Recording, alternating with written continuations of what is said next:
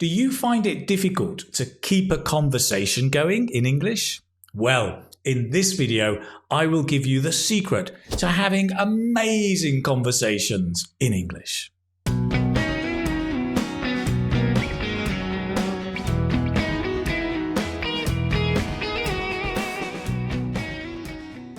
Hello, this is Keith from the Keith Speaking Academy. You know, many students learn English in a classroom and then they struggle with real-life conversations. And that's mainly because real-life conversations don't follow a script, right? They can suddenly change direction, a bit like an Italian taxi driver. And you're like, what? What's happening? And you're lost. So today, I will give you the secret. The secret. I don't know if it's a secret, but I will tell you how to have amazing conversations in English.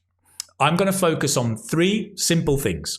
Number 1, how to start a conversation. Number 2, how to develop a conversation. Number 3, how to change topic naturally in a conversation. And at the end, I'm going to give you some tips on how to end a conversation politely. Great. At the end of this video, I think you will be much more confident to have natural conversations in English. Sound good? Let's do it.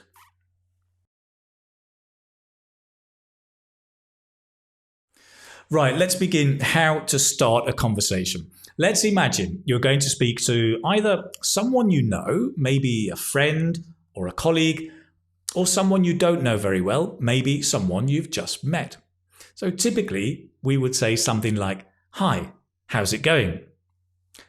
What's new?" Okay.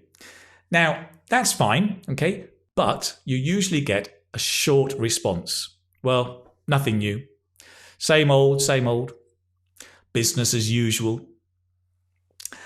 And so the conversation stops. And that's because these questions are not seen as conversation starters by native speakers. We see these as greetings. So we stop, right? A much better question would be something like, "What have you been up to lately?" Notice the pronunciation. What have you been up to? What have you been? It's a chunk. What have you been? What have you been? What have you been up to lately? That's it. Nice. And so they're more likely to tell you something they've done, some activities, right? I've been doing that. I've been doing this. The more specific you get, the better, because then people focus more. So you could say, well, what did you do yesterday? Notice the chunk again. What did you do? What did you do? What did you do? What did you do yesterday? Great. Or what did you get up to yesterday? What did you get up to yesterday? To get up to do, right? Here, because you're focusing, you're more likely to get a specific answer. Personally, in my life, especially in working life, I found these 2 questions, the next 2 questions, to be really powerful, right? Things like, what have you been working on lately? Again, notice that what have you been? What have you been? What have you been? What have you been working on lately? Or what's been keeping you busy lately? Because these questions normally make the person think about a particular project and something maybe they're passionate about and start talking about. And you get better conversations, right? Remember, ask better questions and you will get better answers. Great, let's move on.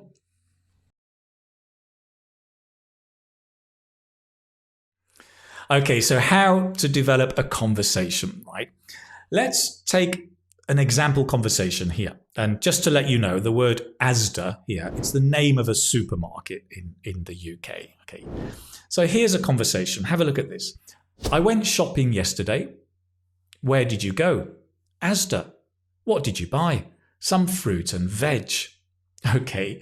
Now, that conversation to me looks like a classroom conversation or a script from a book. It's not very natural, right? Now, it uses these question words: where, what, how, who, right? Where did you go? What did you buy? Who did you go with? Now, that's okay. And I think, especially if you're a lower level student, using these question words can help you start a conversation. The problem is these follow-up questions, you can start to sound like a police officer doing an interrogation, right? My friend Ian does this, right? Ian, I went to the supermarket yesterday. Oh yes. What time did you go? Who did you go with? What did you buy? Like, what? What's going on? Am I on trial for murder? I mean, he sounds like a policeman. So that's the danger of that. You end up with a conversation that's like question, answer, question, answer, question, answer. And it's not great, right? But it's okay. So here's the secret, right? Most natural conversations do the following. I'll explain it and then I'll give you an example, okay? So you take the last theme someone talked about, right? And then you develop it into a new theme. Simple as that, right? When somebody speaks, you take the theme, develop it into a new theme. Theme meaning topic or idea. Let's look at a more natural conversation. Look at this one. I went shopping yesterday. Really? Oh, I find shopping such a pain. Well, I don't mind actually, although everything is so expensive these days. Yeah, tell me about it. We go to Asda. Stuff tends to be cheaper there. Okay, now that is a much more natural conversation, right? Compared to the original one, like the book dialogue. What's happening here is there's a theme. So it begins, right? Shopping, the theme of shopping. I went shopping yesterday. And then the next person takes the theme of shopping and talks about the feeling, developing a new theme. I find shopping such a pain. It's a headache, right? The next person takes that idea of feelings and develops a new theme about the price of food. Yeah, I don't mind it, although everything is expensive. The next person takes that theme, right? Expensive. Yeah, tell me about it. It's true. And then carries on developing that theme about price, but relating it to them. We go to Asda. Stuff tends to be cheaper there. And they could go on taking this theme. So you take a theme, develop a new one, related. And that is the conversation. It's really interesting. I think personally, you can mix this idea, theme and new theme, and also the question words, mix them all up. It's not one or the other, and you can create and have some really nice conversations. Let's move on.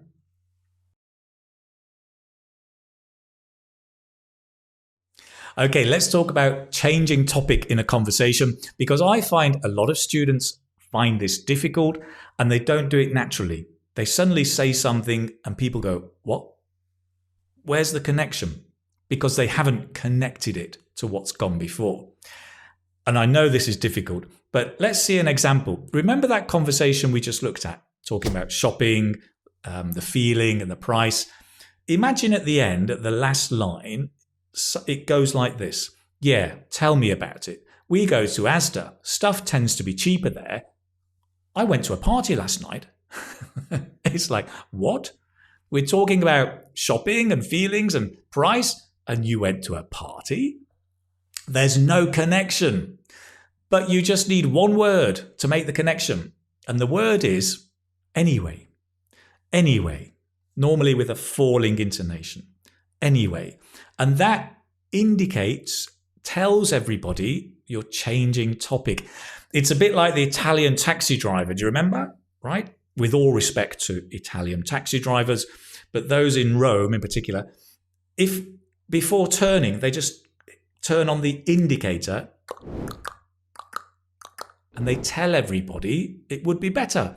So anyway is the indicator, like when you're driving. It tells everybody you're changing direction. Anyway, I went to a party last night. Oh, really? Who did you go with? Oh, right. Yeah, good. No, I hate parties. I'm quite shy. And the conversation takes a new turn, right? Maybe some questions, maybe new theme, developing new themes. Okay, great. Now, a second way of changing the topic is when we use the expression, by the way. By the way means, okay, we're talking about this, but also I want to talk about this. And it's just a very simple signpost, if you like, right? By the way. And we normally use the past tense. So we would say either, by the way, I was going to ask you, or by the way, I wanted to ask you something. We use the past tense as a way of being polite. I want to ask you is quite direct. It's not bad. But I wanted to ask you is a ridiculous English thing about being super polite. It's about conditionals and hypothetical. If I was going to ask you a question, I would ask you. It's just being polite, right? I wanted to ask you. By the way, I wanted to ask you, do you know any good vegetarian recipes? Because my friend Ian is coming for dinner and he's a vegetarian, right? That's it. So anyway, by the way, past tense, great ways to change conversation. Let's move on.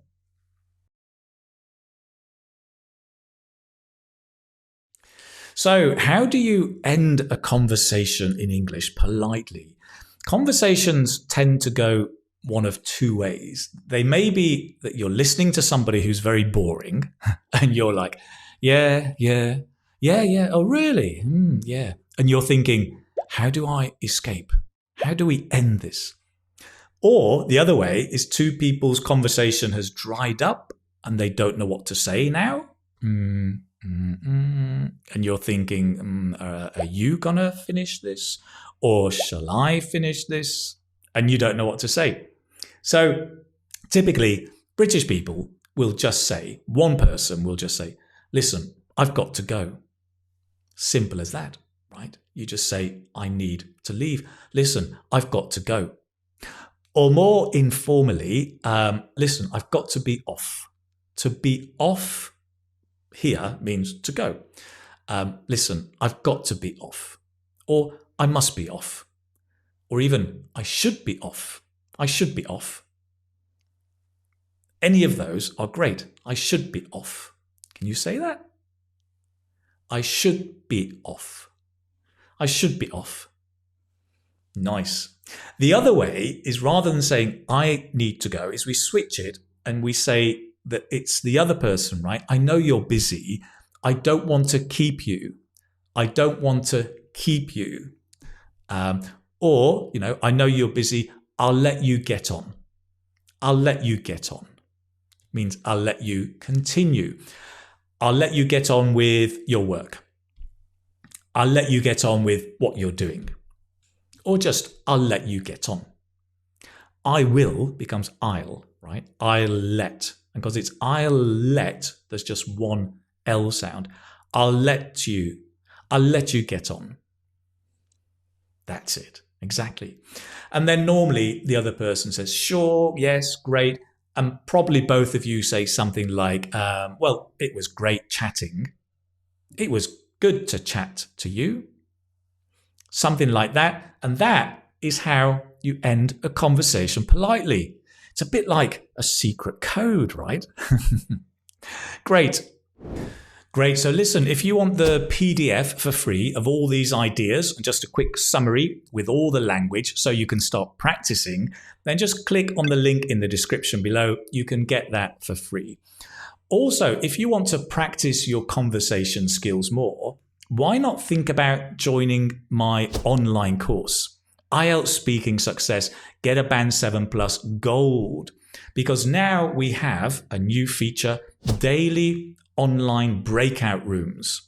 And the breakout rooms are online with 2 or 3 other people and you practice speaking English with them, okay, with other students on the course. You can practice your conversation skills, You can practice IELTS speaking questions. You get to speak to people all over the world, build your confidence, and so become a much more confident speaker of English. And you can ace your IELTS test. If you're interested, again, click on the link below to the course. If you're on YouTube, you can get a 10% discount off that course. In the meantime, do remember to subscribe to my channel. Thank you so much for watching. I do appreciate it. And I'll see you in the next video. Take care, my friend. Bye-bye.